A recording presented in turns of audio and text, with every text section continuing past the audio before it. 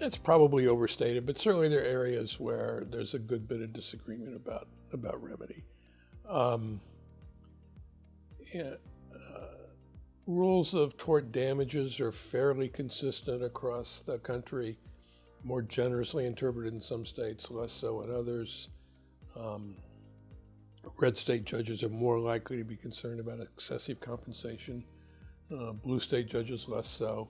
Those are very crude generalizations. Injunctions, I think, are a little different.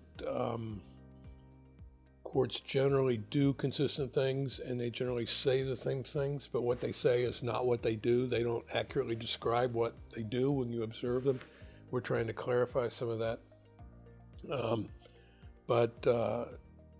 It's only a few areas where there's really deep controversy about the remedy, and often that goes back to controversy about the underlying tort and whether it should be a tort at all.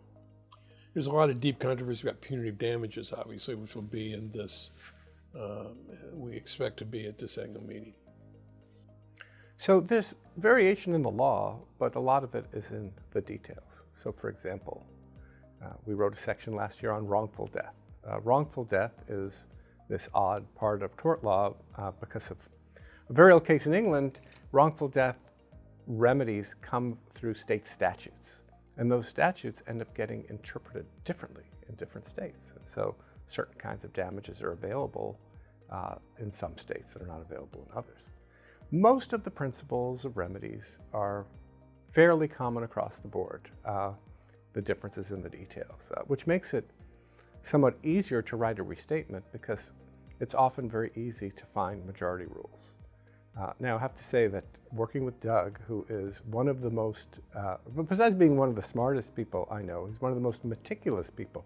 He will not let any stone go unturned. So if there is a split of authority on some minor point, he will dig down and he will maybe assign a student to do a 50-state survey. So, these notes read like a treatise, and that is, inspired by Doug and his appreciation for all of the nuance in the law. But fortunately, lots of remedies law is common across the states, and so we can state some restatement rules with some confidence.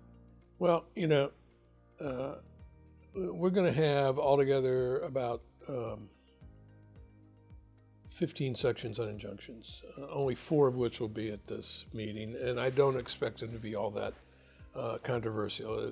These are about when the injunction is more expensive than it's disproportionately expensive to any benefit it gives to the plaintiff, when it's unworkable and practical.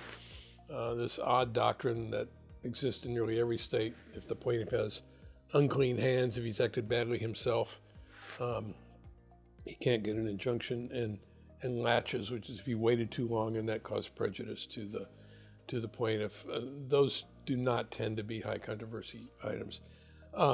Punitive damages obviously have been the subject of enormous controversy.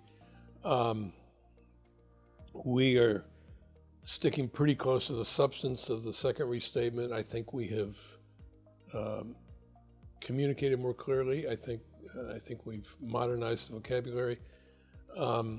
We spelled it out in more detail. We're getting, as you would expect, written comments from both sides, which may mean that we've hit the right spot in the middle. We will find out. It was not terribly controversial in the advisors. And I don't think it's going to be terribly controversial in the council. I might be surprised, and then we'll see what happens at the annual meeting.